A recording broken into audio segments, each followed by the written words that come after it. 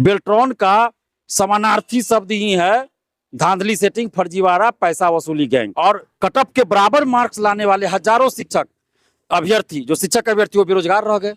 हजारों ऐसे शिक्षक अभ्यर्थी जिनकी उम्र समाप्त हो गई। किसी भी बहाली में रिजल्ट से पहले काउंसलिंग होता है, डॉक्यूमेंट्स वेरिफिकेशन रिजल्ट देने से पहले होता है। शिक्षक अभ्यर्थी है और हम लोग कलम की भाषा जानते हैं और हम लोग कलम की भाषा से ही अपनी मांगों को सरकार तक पहुंचाएंगे और वो भी शांतिपूर्वक तरीके से पहुंचाएंगे। हम लोग कोई भी दंगा फसाद नहीं करने जबकि विज्ञापन में और नियमावली में लिखा हुआ है एक अभ्यर्थी को एक ही पद आवंटित किया जाएगा। देखिए, बिहार में शिक्षक अभ्यर्थी जो है एक बार फिर से सड़कों पर उतरने वाले हैं। छात्र नेता दिलीप के नेतृत्व में जो है एक बार फिर से वो सड़क पर उतरेंगे।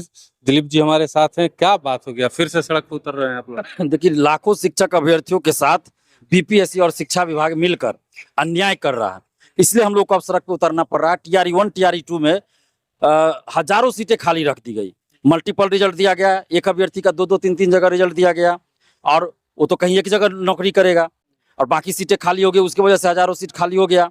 डॉक्यूमेंट्स वेरिफिकेशन यानी काउंसलिंग रिजल्ट के बाद करवाया गया, जिसके वजह से भी जो फर्जी डॉक्यूमेंट्स वाले थे या जिनके पास डॉक्यूमेंट्स की कमी थी वो लोग बाहर हुए, तो इनके वजह से भी हजारों सीटें खाली रह गई।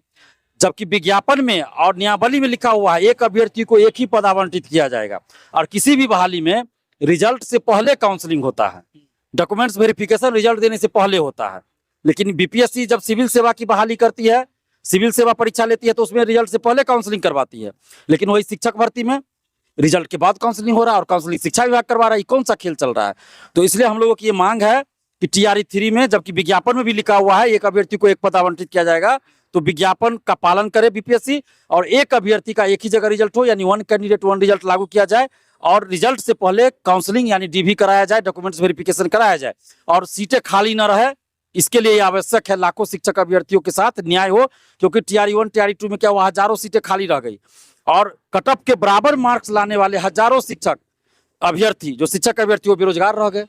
हजारों ऐसे शिक्षक अभ्यर्थी जिनकी उम्र समाप्त हो गई और कटअप के बराबर उनका मार्क्स है टीआरई 1 में टीआरई 2 में, तो उनके साथ तो अन्याय हुआ ना।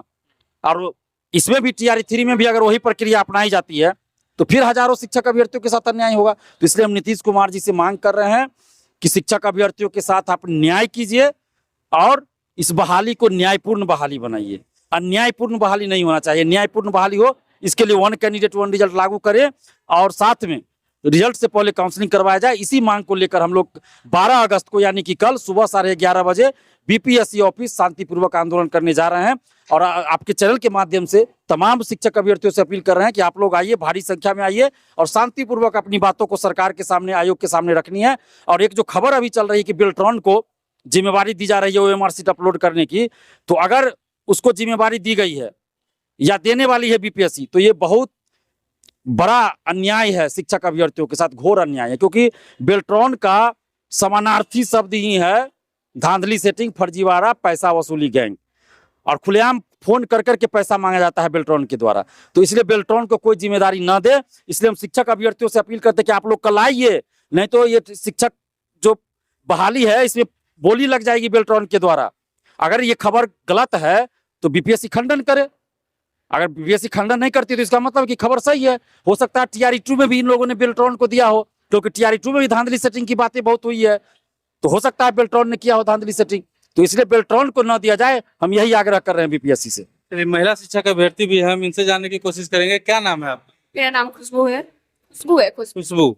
एक बार फिर से आप लोग आंदोलन के लिए उतरने वाले हैं सड़कों पे। पिछली बार भी हमने देखा था कि आप लोग आंदोलन किए थे, सरकार के द्वारा जो है लाठी दिया गया था, आप लोगों को लाठियों से पीटा गया था। क्या इस बार भी आंदोलन करेंगे, लाठियों से पीटा जाएगा? काहे आंदोलन कर रही है?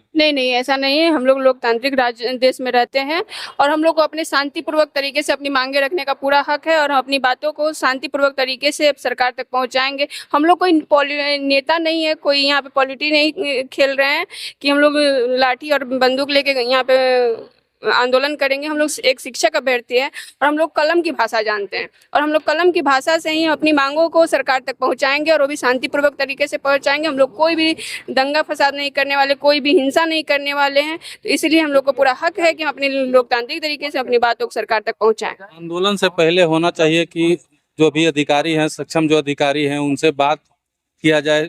आप लोग बात किए हैं क्या? बिल्कुल। इससे पहले जो हमारा टीआरई 1 टीआरई 2 में जो हुआ है उसमें क्या हुआ, उसमें हमारे जो दिया हुआ था नियमावली था कि हम 1 कैंडिडेट 1 रिजल्ट देंगे। जैसे देखिए अभी भी यहाँ पे दिया हुआ है 1 कैंडिडेट 1, एक सीट पर एक ही अभ्यर्थी को दिया जाएगा। लेकिन TRE 1 TRE 2 में ऐसा नहीं किया, जिसके वजह से हम लोग को सप्लीमेंट्री की मांग करनी पड़ी। और हम लोग नहीं चाहते हैं कि TRE 3 में हम लोग को सप्लीमेंट्री की मांग करनी पड़े। हम लोग चाहते हैं कि जो भी वैकेंसी दी गई है उसको पूरा तरीके से एक सही तरीके से बिना फर्जीवाड़ा किए हुए उसको पूरा फुलफिल किया जाए, ताकि हम लोग को सप्लीमेंट्री की मांग नहीं करना पड़े और ना ही हम लोग को बेरोजगारी के दलदल में जाना पड़े।